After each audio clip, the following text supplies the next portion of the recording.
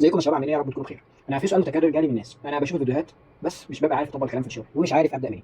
فانا قررت اعمل حلقه مختلفه النهارده. انا هشرح بايدي، هفتح التابلت وامسك القلم واسجل الشاشه عشان امشي معاك خطوه بخطوه كاني واقف معاك في الصيدليه. بس قبل ما ابدا وامسك ورقه وقلم عاوز بس انوه عن حاجه مهمه. بيع الدواء مش زي اللي احنا درسناه في الكليه. بمعنى احنا العلوم بتبقى نوعين، في علوم طبيعيه وفي علوم انسانيه. العلوم الطبيعيه ده اللي هو طب، هندسه، صيدله، ده احنا بندرس الظواهر الطبيعيه والمتغيرات اللي فيها مش بتكون كتير، فبندرس واحد زائد واحد بيساوي اتنين، مفيش فيها متغيرات اصلا. لكن في البيع مش علم، البيع مش علم طبيعي، البيع علم انساني. واحد زائد واحد في البيع ده يساوي اتنين، لان في متغيرات كتيره جدا. ايه يا عم الكلام اللي انت بتقوله ده؟ يعني انت في الرياضه لما كنا بندرس بيبقى في متغير واحد بس في المعادله، وبقيه حاجات ثابته. وانت لما تيجي تدرس اي حاجه في الكليه، لما كنا بندرس حتى اورجانيك، كان بيثبت الظواهر كلها ويغير ظاهره واحده عشان يعرف يدرسها. وفي اي علم ساينس عموما كان هو بيثبت العوامل كلها ويبقى في عندك ظاهره واحده هي المتغيره عشان يبدا يدرسها ويفصصها. انما في العلوم البيع بقى ده علوم طبيعيه، وما تعرفش انك تثبت العوامل كلها وتغير حاجه واحده، لان انت كشخص عباره عن تجاربك في الحياه من ساعه ما اتولدت لحد ما وصلت اللي انت عليه. كل تجاربك وحياتك الشخصيه، شخصيتك بتتبنى من يوم ما تتولد. فطبيعي ان احنا ما نبقاش زي بعض. فطبيعي يعني احنا لحد دلوقتي اصلا احنا مش عارفين نعمل علم للبيع. يعني احنا الماركتنج عملنا له علم، انما البيع لحد دلوقتي مش عارفين نعمل له علم، مش عارفين نعمل له ساينس. لا، ده هو كل واحد بيكتب كتاب عن البيع من وجهه نظره. في اللي بيشوف البيع ان هو علاقه انسانيه، وفي اللي بيشوف البيع ان هو فن علم نفس، وفي اللي بيشوف ان هو خدمه عملاء. فانا عاوزك قبل ما نبدا شرح ونبدا التايم لاين اللي احنا هنتكلم عليه دلوقتي، يبقى انت عندك الكونسيبت ده، ان احنا بندرس البيع، والبيع ده علوم انسانيه. المتغير كل حاجه فيه متغيره، مفيش حاجه ثابته، كل حاجه فيها على حسب، ومفيش فيه استنباط تحفظ. مفيش يعني انت مش هقول لك خش على شات جي بي تي واكتب، مش هتعرف تحفظ، لان على حسب الشخص اللي قدامك وعلى حسب الوضع اللي انت فيه هتقول له كذا او مش هتقول له كذا. ده بناء على الوضع نفسه، فيه متغيرات كتيره مش هتعرف تظبطها. احنا بنحاول نظبطها. يعني لما انا بقول لك الكلام اللي انا بكلمه ده، انا بديك طريقه تفكير ومنتاليتي بحيث انك انت مع نفسك تبدا تصيغ الكلام، تبدا بناء على الوضع الموجود معاك تبدا تتعامل. انما هو البيع لحد دلوقتي هو ملوش، محدش عارف يمسكه، هو مش عارف يمسكه لان المتغيرات كتير. فيلا بينا نبدا الرحله. بص انت خلينا كده ايه، ده العميل، ده اول حاجه العميل دخل عليك الصيدليه، دخل هنا. فاول حاجه العميل شافك.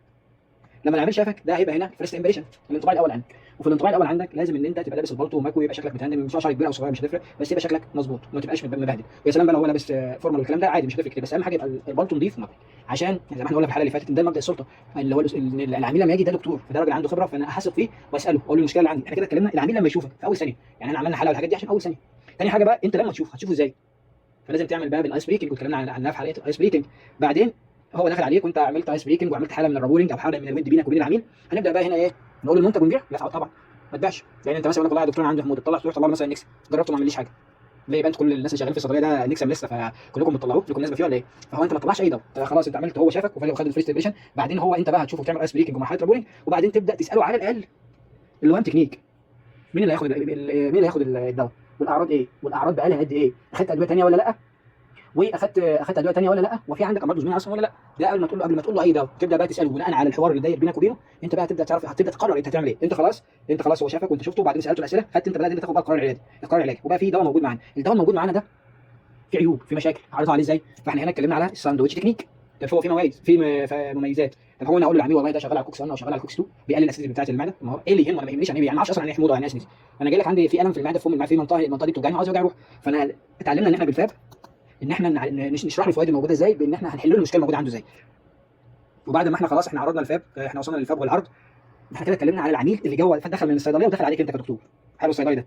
طب هو في عميل اصلا بيجي وبيخاف ان هو يخش عليك، فبيروح يدور في الصيدليه، او ان هو خايف يتعامل معاك، او هو داخل عارف المنتج اللي هو عاوزه. وتعلمنا ازاي نتعامل معاه بطريقه في السايلنس تكنيك، الصمت.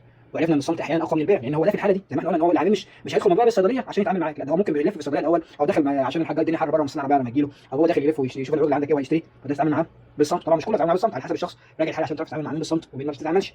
هو بقى احنا كده وصلنا لحد هنا قبل ما ناخد دواء. احنا بقى هنا في المنطقه ديت انا وهو بيتكلم معايا وانا بتكلم معاه لازم اعمل اكتف ليسننج. لان يعني انت ده بتلاحظ لو انت بتكلم حد شات، الكلام الشات غير الكلام فيس تو فيس، البادي لانجوج ونبره الصوت الحاجات دي كلها بتفرق جامد. فلازم انك تكون اكتف ليسننج، ان انت قاعد تقعد تهز دماغك معاه وهو بيتكلم، وحتى لو انت فاهم الكلام اللي هو بيقوله تحاول تقول له طب دي معلش ايه مش فاهمها، اشرحها لي عشان هو يحس انك متفاعل معاه. وبعدين بقى لما اتكلمنا على الاكتف ليسننج دخلنا بقى في الاقناع، ازاي نقنع العميل الحلقه اللي فاتت بمبادئ تشارديني الخمسه اللي هم المعامله بالمثل والندره والالتزام. ممكن اجي الحلقه لو عاوز تفهمها بالتفاصيل اكتر. اخيرا واهم نقطه، لما انت تخلي العميل هو اللي يكتب الجرعه بايده على العلبه، ده انت بتخلي العميل يلتزم ان هو لازم يمشي على الدواء ويجي يكمل معاك. والتفاصيل اكتر راجعها في الحلقه اللي فاتت. احنا لحد دلوقتي وصلنا لحد الريلز 16 وهم 33 ريلز. احنا دلوقتي ولحد دلوقتي احنا ما عرفناش البيع عند العميل، هتعلمنا ازاي نعرض المنتج على العميل. لكن احنا اصلا احنا واقفين كده والعميل واقف كده، فاحنا عمالين بنقول له، لكن هو بعد كده هيعترض وبعد كده يسال. هنتعامل ازاي مع الاعتراضات دي؟ هنتعلمها في الحلقات الجايه، ازاي نتعامل مع الاعتراضات، ازاي نقفل البيع، ازاي نعمل اب سيلينج، كروس سيلينج، ازاي في اكتر من عميل موجود في الصيدليه وفي ضغط واجهاد، ازاي نتعامل في الموقف ده، ازاي نعمل تايم مانجمنت في الصيدليه، وغيرها من باقي المواضيع ان شاء الله. بقى 16 موضوع هنتكلم عنهم في السلسله. وفي حاجه حابب انوع عنها، في الفيديوهات اللي فاتت في الاول احنا كنا بدانا ريلز بس، في الاخر بدانا نعمل ملف بي دي اف على كل حلقه. الملف بيكون فيه شرح مبسط بحيث انك لو حابب تقرا وتفهم اكتر، لان الريلز عباره عن دقيقتين ما بنعرفش نشرح فيه كل حاجه، فتخش تقرا في الملف اللي معمول، والملف بيكون مبسط بطريقه كويسه، وفي الاخر بيكون فيه اسئله لتثبيت الفهم. اتمنى فعلا يكون المحتوى بيفيد فعلا، ولو المحتوى بيفيد ما تنساش من لايك وشير واعمل فولو. بالتوفيق يا شباب.